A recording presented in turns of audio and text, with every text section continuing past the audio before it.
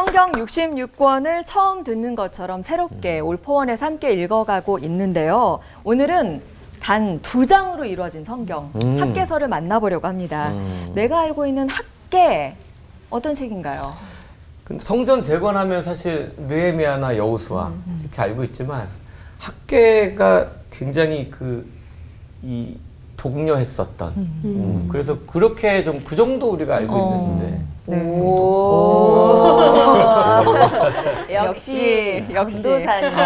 그렇죠. 근데 성전 재건이 금방 된 게 아니더라고요. 무려 18년간이나 지연이 됐다고 하는데 좀 욕이 나왔을 것 같은데.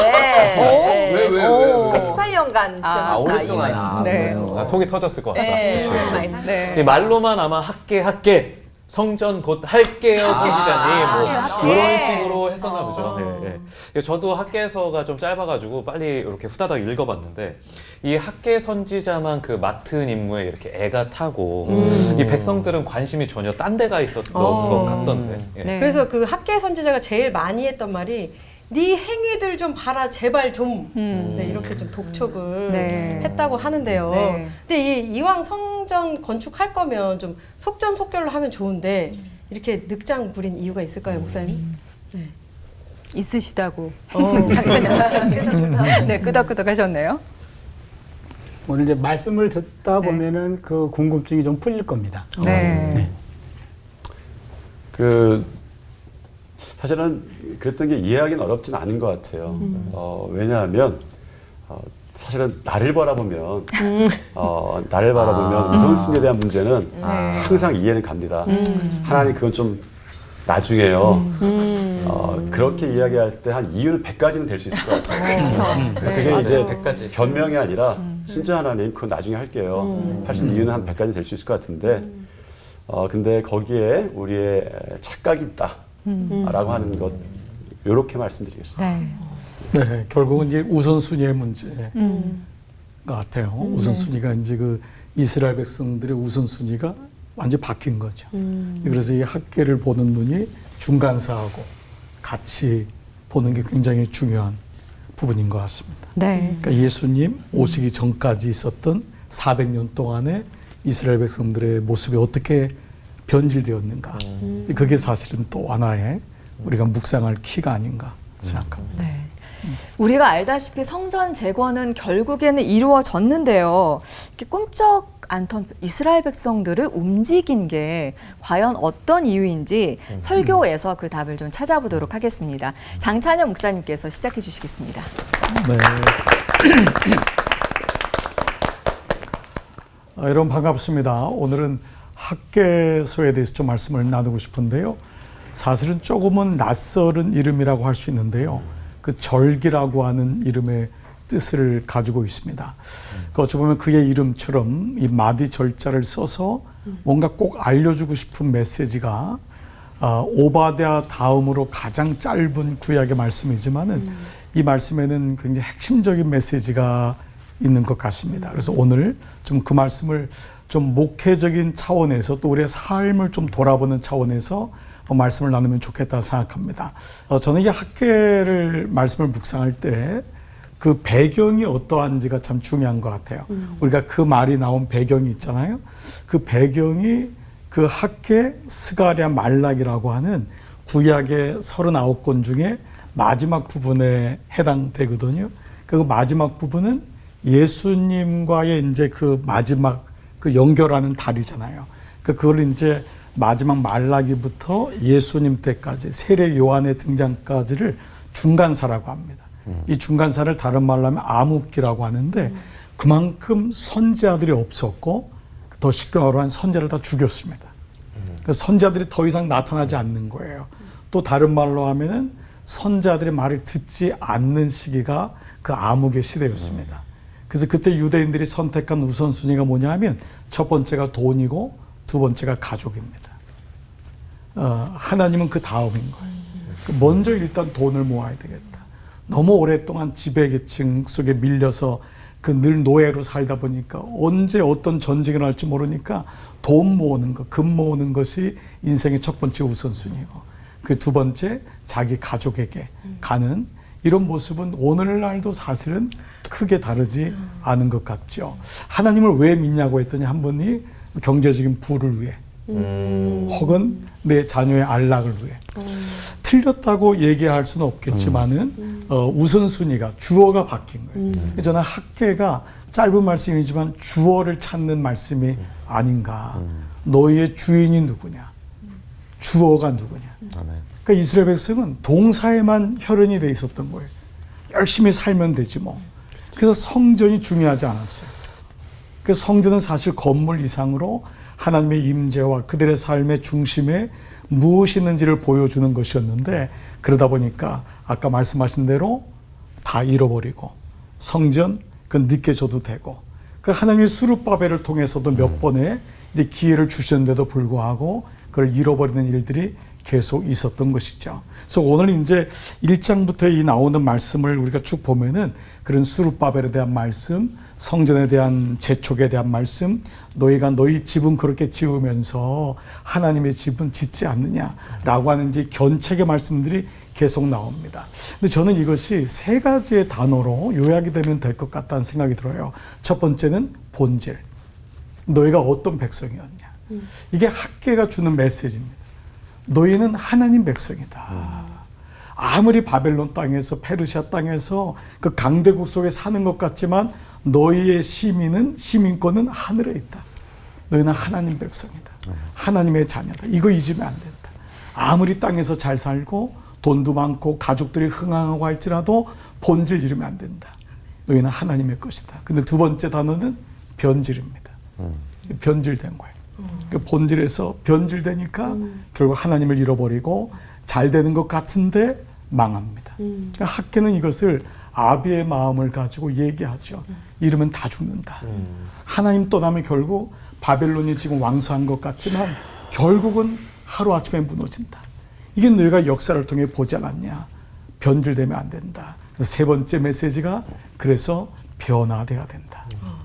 이 세 메시지를 계속해서 반복해서 주시는 메시지가 이 말씀이라고 할 수 있습니다. 자, 그런 가운데요. 이제 이 1절 말씀에 사실 이 메시지 축이 다 있는데요.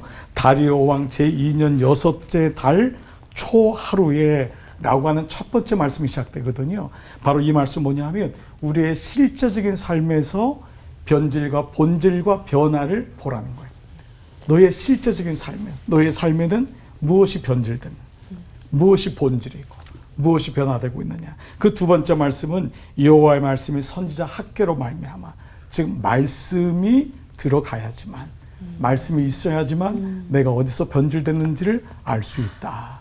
그 세 번째 말씀은요, 유다 총독과 대제사장 여호수아에게, 이 말씀은 모든 사람에게 하나님이 말씀하시고 모든 삶의 영역의 본질에서 다시 변질된 것이 변화로 우리의 삶을 인도하신다 할 수 있습니다. 사랑하는 우리 올파원 시청자 여러분, 오늘 이 말씀을 가지고 여러분의 삶의 영역에서 하나님이 원하시는 뜻이 무엇이고 나는 무엇이 변질되었고 무엇으로 변화되고 있는지 말씀을 들으신다면, 묵상하신다면 여러분에게 도움이 되리라 믿습니다. 아멘. 우리 함께 기도하겠습니다. 하나님 아버지 감사합니다. 하나님, 우리 자신도 가만 보면은 주님 그렇게 뜨거웠던 때가 있었고 하나님 사랑에 감격하고 주님 저 주님밖에 없어요 라고 했을 때가 있었는데 어느 날 이 땅에 살면서 어느 날 변질되어 있는 제 모습을 보게 됩니다. 하나님, 목사인 저도 주님 부르셨던 그때의 처음 감격을 잃어버리고 어느 날 안락한 삶 속에 하나님 말씀이 아닌 것들이 제 안에 들어와서 저로 인하여 변질된 제 모습을 보게 합니다. 성령님 감사를 드립니다.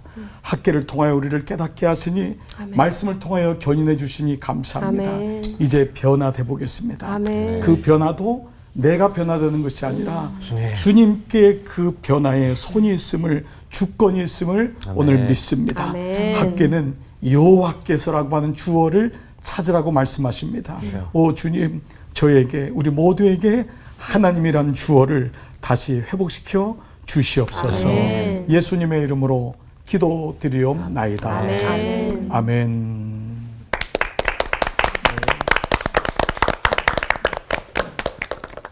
못이 중헌디 우리는 삶의 우선순위를 놓치며 살 때가 종종 있습니다. 바벨론에서 포로 생활을 마치고 귀국한 유대 공동체에서도 이런 문제가 발생했습니다. 학계 시대 때 얘기죠. 성전 재건 시기를 놓고 논쟁이 벌어진 겁니다. 주전 520년에 총독 수룹바벨 그리고 대제사장 여호수아에게 학계가 성전을 건축하라는 본분을 잊었어 라고 권면합니다. 그런데 백성들이 지금은 건축할 때가 아닙니다. 학계 1장 2절에서 반론을 제기했어요. 그때 학계가 이렇게 설득합니다. 1장 4절에 이 성전이 황폐하였거늘 너희가 이때에 판벽한 집에 거주하는 것이 가하냐. 여기 보면 황폐한 하나님의 집, 판벽한 백성의 집, 요게 대조가 돼요. 하나님의 집은 뚜껑이 열렸어. 자기네 집은 뚜껑이 닫혔어. 너무나 대조가 됩니다. 과연 이게 하나님 백성으로서 옳은 태도입니까? 라고 질문합니다. 그리고는 그 다음 주제로 헛수고의 저주를 얘기해요. 그 당시에 극심한 경제적인 빈곤함으로 어려운 일을 겪고 있었습니다. 학계 1장 6절이죠. 너희가 많이 뿌릴지라도 수확이 적으며 먹을지라도 배부르지 못하며 마실지라도 흡족하지 못하며 입어도 따뜻하지 못하며 일꾼이 싹쓸 받아도 그것을 구멍 뚫어진 전대에 넣음이 되느니라. 이 당시의 상황이에요. 정말 피폐했습니다. 농작물 경작 실패, 식량 부족, 가뭄으로 인한 식수 부족, 낡고 해진 의복, 물질 부족, 기본적인 생존권을 위협받고 있었어요. 이렇게 어려운 상황인데 무슨 성전을 지금 지을 때입니까? 그런 얘기거든요. 그런데 학계는 당신들이 왜 그렇게 열심히 살았는데도 그러한 결과에 치우친 것을 압니까? 당신들 헛수고의 저주에 빠진 것 모릅니까? 헛수고의 저주입니다. 헛수고의 저주에 빠지면 모든 일이 무익한 몸부림에 지나지 않는다. 그럼 과연 어떻게 해야 되는가? 학계는 말합니다. 우선순위에 문제가 발생했다라는 거예요. 학계서 1장 9절을 보면 너희가 많은 것을 바랐으나 도리어 적었고 너희가 그것을 집으로 가져갔으나 내가 불어버렸느니라. 하나님. 이게 지금 상황이에요. 그래서 나 만군의 야훼가 말하노라 이것이 무슨 까닭이냐? 답변합니다. 내 집은 황폐하였는데 너희는 각각 자기 집을 짓기 위하여 빨랐습니다. 요겁니다. 무너진 성전을 재건하는 것이 바벨론에서 귀환한 공동체의 1차적인 본분이었어요. 그것이 사명이었습니다. 그런데 538년에 귀환했지만 520년까지 그 일이 잊혀졌어요. 18년 동안 성전을 황폐하게 내버려 두고 자기 집을 짓느라고 분주했던 겁니다. 그런데 생활은 점점 어려워져. 이런 예언자 학계와 백성이 처한 상황은 동일해요. 아주 어려운 상황입니다. 그런데 상황을 해석하는 눈이 달라요. 백성들은 경제적으로 어려워서 성전을 재건할 때가 아직은 아닙니다. 이 얘기예요. 학계는 말합니다. 왜 그런 줄 알아? 성전 재건을 하지 않았기 때문에 이런 공경에 처한 거예요. 똑같은 환경인데 신앙의 해석과 불신앙의 해석은 너무 달라요. 학계 해석은 어려워서 못한 게 아니야. 해야 할 일을 안 했기 때문에 어려워졌어. 요 대목입니다. 우선순위가 잘못된 겁니다. 그리고는 1장 10절, 11절에 보니까 그러므로 너희로 말미암아 하늘은 이슬을 그쳤고 땅은 산물을 그쳤으며 내가 이 땅과 산과 곡물과 새 포도주와 기름과 땅의 모든 소산과 사람과 가축과 손으로 수고하는 모든 일에 한제를 들게 하였느니라. 여기 한제라는 말이 키워드예요. 요 한제라는 말, 하나님이 성전을 황폐하게 내버려둔 사람들에게 모든 삶의 한제로 덮어버렸어요. 한제라는 말이 호레브, 황폐라는 말이 하레브. 아무리 히브리어를 몰라도 비슷하게 들리죠. 아무리 몰라도 비슷하네요. 그렇죠. 자음이 같아요. 어근이 같아요. 굉장히 중요한 대목입니다. 성전을 지금 하레브하게 내버려 뒀기 때문에 우리가 하는 모든 일들이 호레브가 된 거예요. 성전이 황폐하기 때문에 우리 삶이 한제가 된 겁니다. 그러게 황폐한 상태를 그냥 내버려 두면 내 삶의 한자가 고쳐지지 않는 거예요. 먼저 성전의 황폐됨을 다시 이것을 일으키면 우리의 삶도 저절로 올라가는 건데 이거를 내버려 두고 아무리 열심히 해도 헛수고의 저주에 빠진 겁니다. 학계 당시 성전은 영적 중심지였어요. 영적 상태가 황폐하면 삶도 한재로 가득 채워집니다. 그렇다면 영적 상태의 황폐가 거두어져야 삶의 한재도 거두어질 겁니다. 이러한 원리를 망각하고 영적 상태를 황폐하게 방치한 채로 삶의 한재만을 없애려고 몰두하는 것, 이것은 무익한 몸부림. 성경에 있는 전문 용어로는 헛수고의 저주입니다. 인생이란 제 아무리 열심히 일을 해도 하나님께서 때를 따라 비를 내려주셔야만 아멘. 결실의 복을 얻게 됩니다. 아멘. 자신의 영적 상태를 외면하고 자신의 일에만 분주한 삶은 빗나간 열정입니다. 이기적인 몸부림입니다. 헛수고의 저주에 갇힌 삶입니다. 영적 상태를 먼저 챙김으로 헛수고의 저주에서 벗어나는 은혜가 있기를 바랍니다. 기도합니다. 때를 따라 비를 내려주시는 하나님, 영적 상태를 외면하고 자신의 일에만 분주한 빗나간 우리의 삶을 고쳐 주시옵소서. 아멘. 우리를 헛수고의 저주에서 건져 주시옵소서. 예수님의 이름으로 기도드리옵나이다. 아멘. 감사합니다.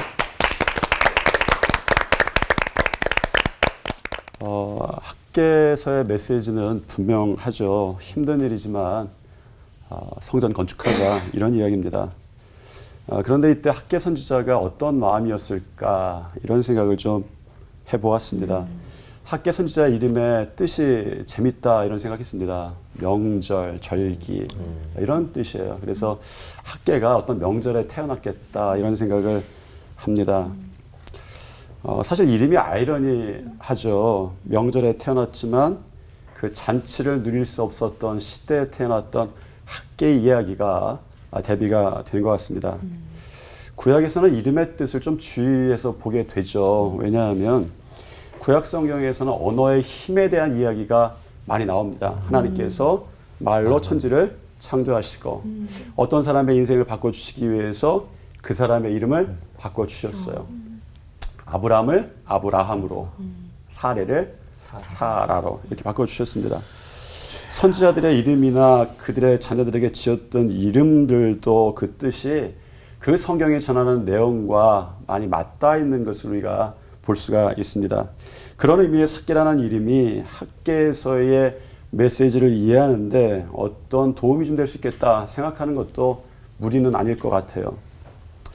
학계에서는 보는 사람들에게 어떤 날, 명절, 잔치의 날을 좀 꿈꾸라 하는 말씀처럼도 들립니다. 우리들에게 너희들이 힘든 시대를 지나지만 너희들에게 명절, 잔치의 날이 분명히 있을 것이다. 그 조건이 성전이었죠. 학계서를 읽어보면 학계가 전하는 모든 말씀에 날짜들이 이렇게 명확하게 적혀 있어요. 짧은 글이지만 몇 월 며칠. 저는 그걸 보면서 구약에 해석하고는 전혀 상관없이 아이들이 어떤 날을 기다리면서 나를 세는 것 같은 그런 생각하면서 좀 읽었습니다. 유대인의 명절 특징이 좀 있죠. 유월절, 부림절, 장막절 사람들을 기념하면서 세워진 명절은 하나도 없어요. 다 하나님의 일하심이 드러난 날이고 하나님의 역사하심이 다 드러난 것이 유대인들의 명절이었습니다. 학계 선지자가 꿈꾸던 것이 그런 것이 아니었겠는가라는 생각이 들었습니다. 학계 선지자의 확신 가운데에 그런 날이 언제 오는 것입니까? 성전을 건축하면 올 것이다 라고 생각을 한 것이죠. 왜요? 성전의 의미가 처음부터 그랬습니다. 성전이라고 하는 것은 어떤 한 개인의 신앙이 아니라 이스라엘 전체의 신앙이었죠. 거슬러 올라가 보면 저는 다윗 때부터 좀 보았습니다. 다윗은 성전을 짓지는 못했지만 그의 인생의 말년에 성전 건축의 예물을 다 준비해 놓죠. 그리고 감사 기도를 드리는 장면이 역대상 29장에 나옵니다. 그 한 구절에 이렇게 되어 있습니다.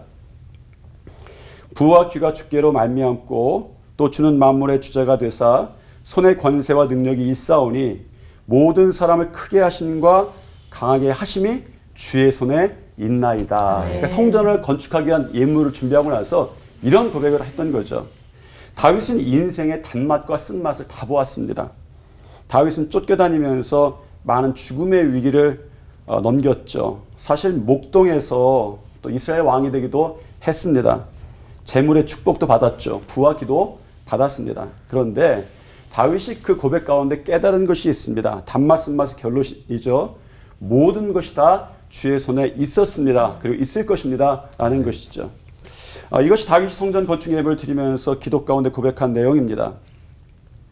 다윗은 성전 건축의 예물을 준비하면서 그렇게 고백하는 거예요. 네, 제가 저희 자손들이 하나님이 하시는 일, 하나님의 손을 기대합니다. 왜냐하면 다윗에게 그리고 우리에게 하나님의 손은 우리 손보다 크기 때문입니다. 저희 아버님이 개척교회 때 교인이 없으니까 제가 어렸을 때부터 아버지 예배를 들어갔어야 됐습니다. 기억이 안 나는데 몇 가지 얘기가 기억이 나요. 그때 그 얘기 중에 어떤 대통령의 이야기라고 제가 기억하는데 저는 이제 링컨 대통령으로 기억하고 있습니다. 아닐지도 모르겠어요. 근데 제 기억이 그렇습니다.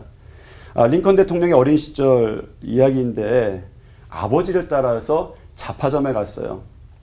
잡화점에 얼마나 볼 게 많습니까?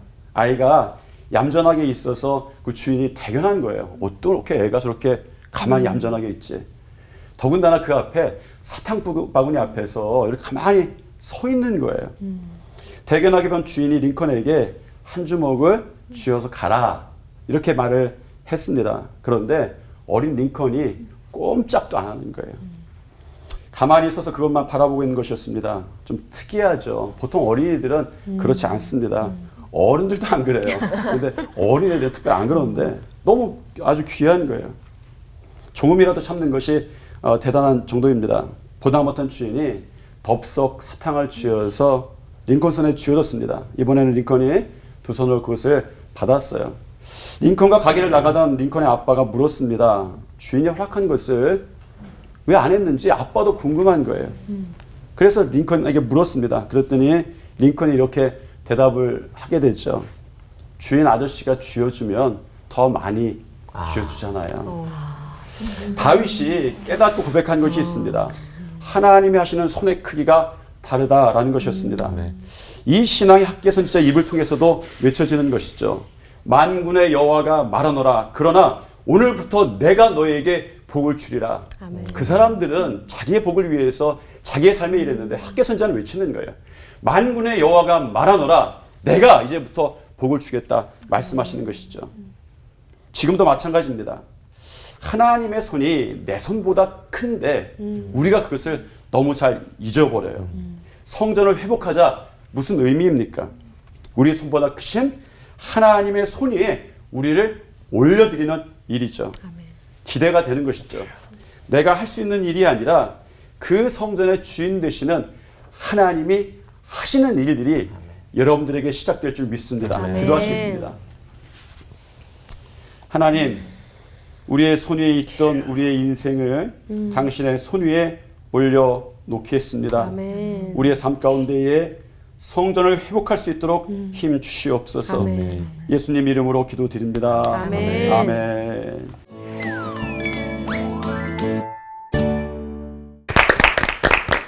하나님의 손이 나보다 크심을 머리로는 알고 있는데요. 현실 속에서는 자꾸만 내 필요를 내가 채우려고 노력을 하면서 살고 있는 거 아닌가라는 생각이 들었고요. 이스라엘 백성들도 비슷했던 것 같습니다. 눈앞에 현실만 보이고요. 이렇게 보이지 않는 하나님의 크신 손을 잊어버릴 때가 너무나 많은 것 같아요. 근데 그게 약간 좀 다른 부분인 것 같아요. 우리가 자꾸 잊고 있는 사람 대부분 다 있는데 학계 선지자는 잊지 않았던 것 같은 거죠. 좀 다른 부분인 거죠. 다른 선지자들도 분명히 선포를 했었잖아요. 근데 결국은 그 일이 학계 선지자 때 딱 이루어졌잖아요. 그런 거 보면 성전을 재건을 하면 그 하나님의 영광이 돌아온다라는 걸 학계 선지자는 어떤 이런 걸 딱 알고 있는 어떤 확신이 있었을까? 너무나 이게 좀 희망찬 거 있잖아요, 차준희 목사님.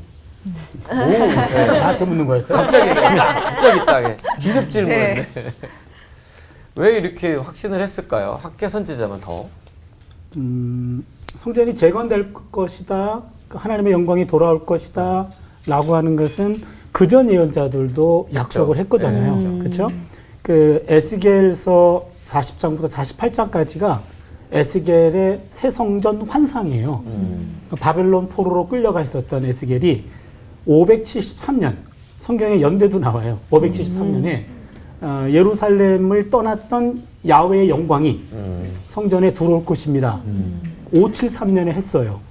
그리고 결국에 539년에 바벨론이 페르시아에게 합병됩니다. 그리고 이제 주인이 바뀌었어요. 그리고 고레스 왕이 맨 처음 한 정책이 지배하고 있는 소수민족들 가운데 민원을 들어줬어요. 거기 있는 소수민족 중에 유다민족들의 민원은 뭐요? 야, 본국으로 돌아가서 성전을 재건하는 겁니다. 허락하시오. 그래서 538년에 귀국했어요. 그리고 성전을 짓도록 모든 지원을 아끼지 않았어요.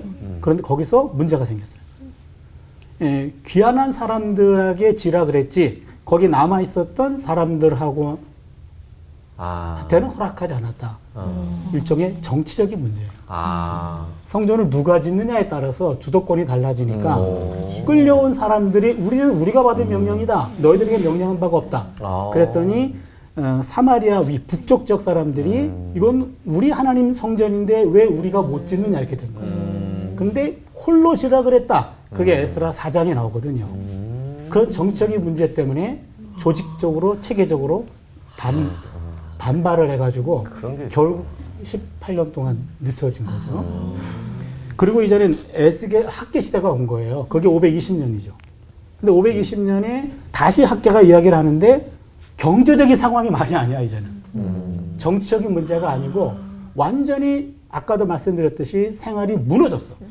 그러니 이보시오 지금 이게 할 때냐고 지금 이렇게 된 거예요. 이런 상황에 학계가 어떻게 성공했나.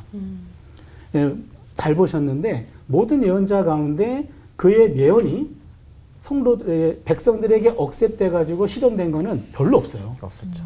예언자들의 말은 다 거절당했지. 근데 학계는 참 지혜로웠습니다. 합리적으로 설득해요. 제가 보니까 한 3가지가 있는데 첫 번째는 아까 얘기했듯이 여러분 어려워서 못한 것이 아니라 안에서 어려워진 거예요. 우리가 이렇게 어려움 당한 건 나도 알아요. 근데 왜 이렇게 어려워졌는지 아세요? 우리 본분을 잊어서 그래요. 설득을 했어요. 헛수고의 저주에 빠져 있는 거 여러분 모르십니까?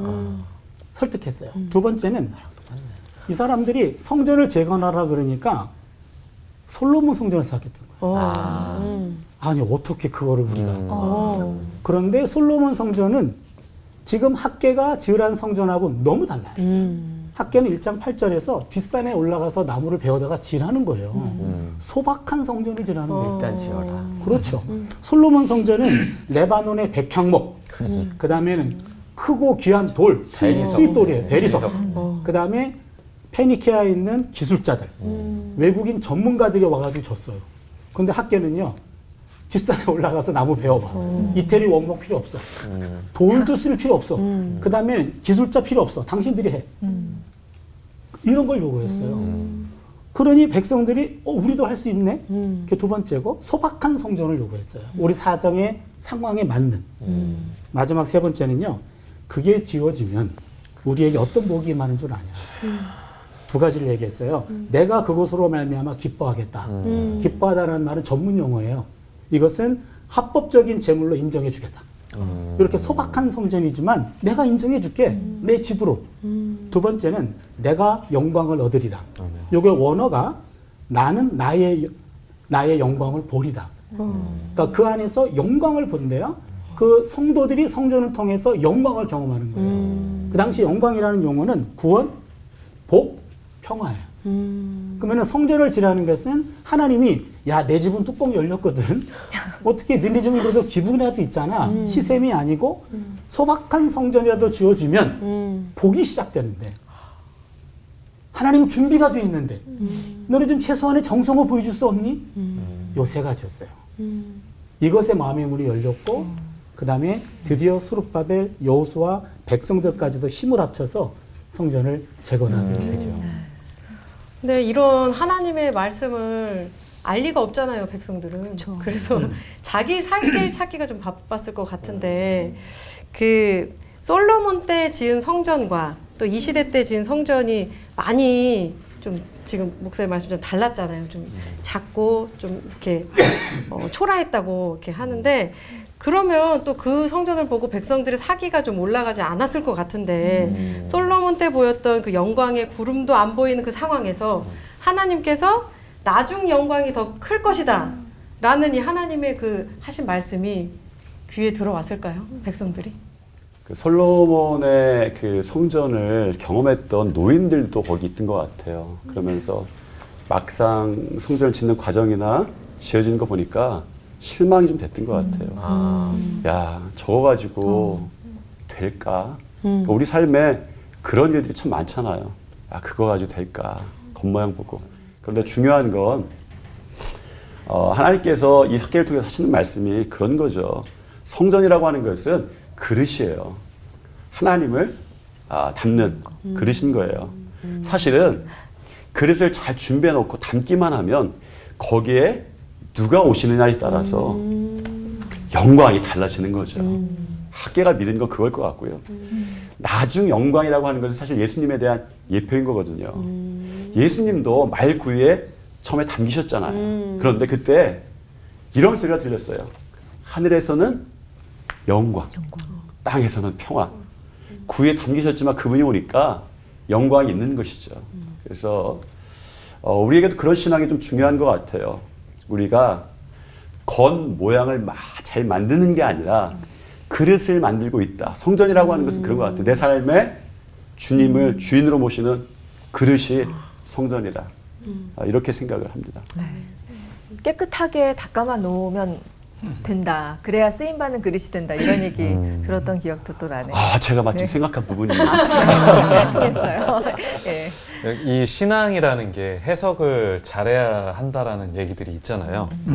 그러니까 학계서가 우리에게 우리의 삶에 이렇게 알려주는 거, 얘기하고 싶은 거를 우리 삶에 적용을 하는 그런 질문을 좀 드리고 싶은데, 장찬영 목사님께서 본질을 놓치면 변질이 되고 변질을 하게 되면 우리가 변화하지 못한다. 그 말씀을 해주셨잖아요. 그 말씀을 우리 삶에 이렇게 적용하게 된다고 생각을 하면 이 어떤 긴장감이 생기긴 하거든요. 그러니까 그 어떤 긴장감이라는 게 도대체 어떤 긴장 관계일까요? 네. 그러니까 결국 해석의 문제라는 것 자체가 이제 우리가 어렸을 적에 이제 영어 배우거나 한글 배울 때 주어 먼저 찾거든요. 주어 찾고 동사 찾는 거거든요. 그게 이제 나이가 들면서 그냥 우리가 말로 바뀌어서 그렇지 모든 언어의 시작은 이제 주어 찾고 동사 찾고 목적어 찾고 그러니까 마찬가지인 것 같아요. 저는 이제 목회자라서 늘 이제 교우들의 삶을 보면서 왜 저렇게 힘들을까? 왜 아픔이 있을까? 그런데 그것 자체가 중요한 것이 아니라 거기서 어떻게 회복되느냐가 또 중요하잖아요. 무엇보다 거기서 하나님의 진의가 무엇일까? 왜 저런 고난이 있어야 되고 아픔이 있어야 되고 왜 광야를 걸어야 될까? 이런 가운데서 그 신앙의 계속적인 어떤 이 카테고리는 결국은 본질과 변질과 변화라고 하는 이것이 가장 극명한 게 사실은 학계라고 할 수 있습니다. 앞에 두 목사님 말씀하신 것처럼 또 이 학계의 성전은 눈에 보이는 성전을 의미하지만 않습니다. 이거는 구속사적으로 보면은 예수 그리스도거든요.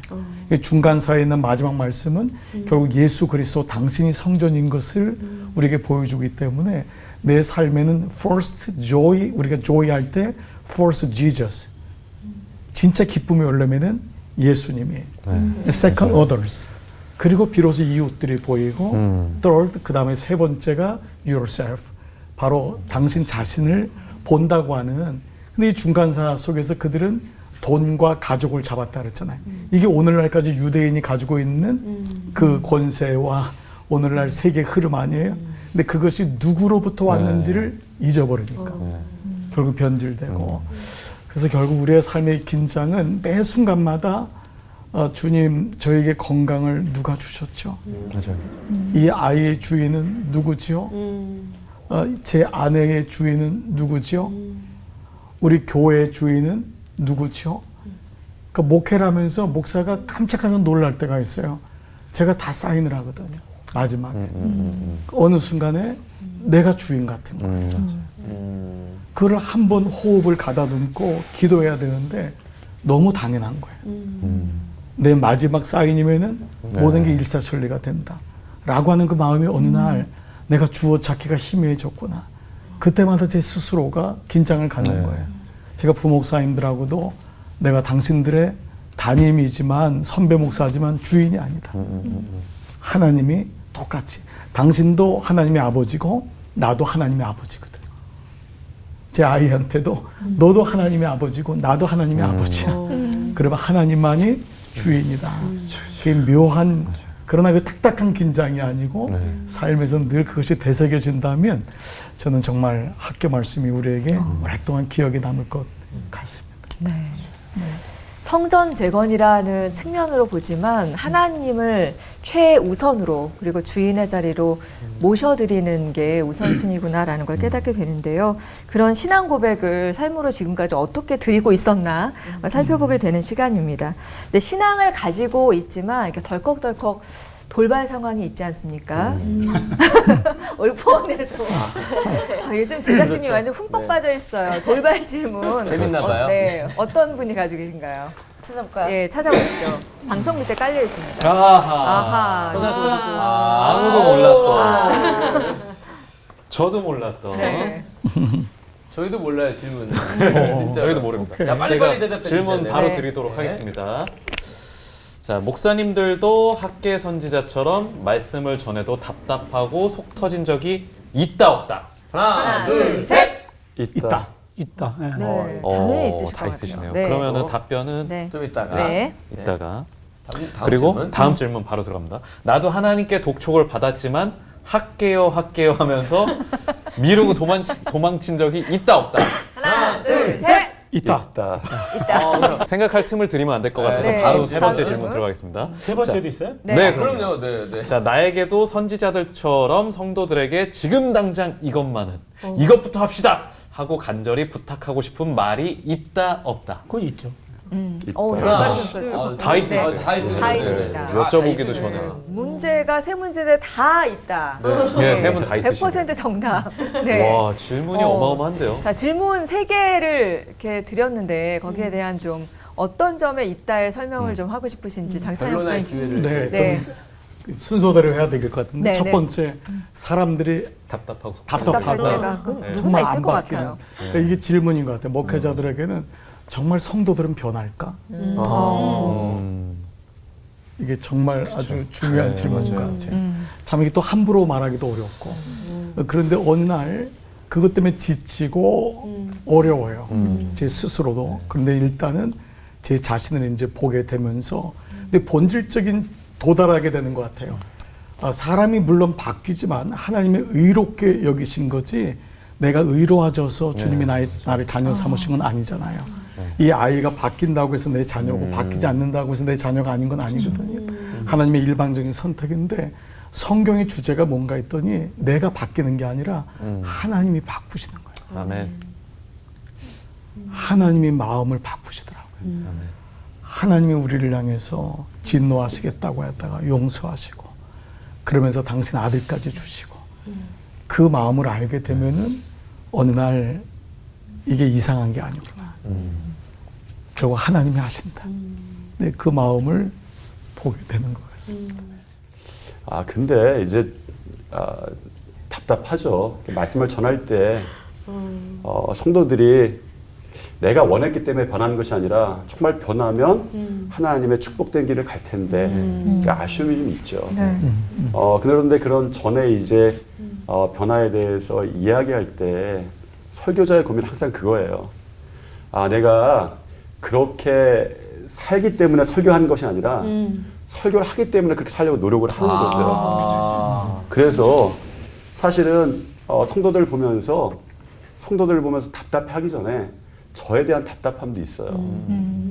나도 그렇게 살지 못하는구나. 그러니까 설교자들이 그 길을 계속 갈 수 있는, 성도들하고 계속 갈 수 있는 이유는 사실은 성도들과 나와도 다른 삶을 사는 것이 아니라 같은 삶을 살면서 같이 가기 때문에 그렇기 때문에 아마 그 답답함도 간직하고 그 답답함은 남에 대한 답답함이 아니라 나에 대한 답답함이고 하나님께서 나를 변화시켜 주시면 우리 성도들도 변화시켜 주시겠다.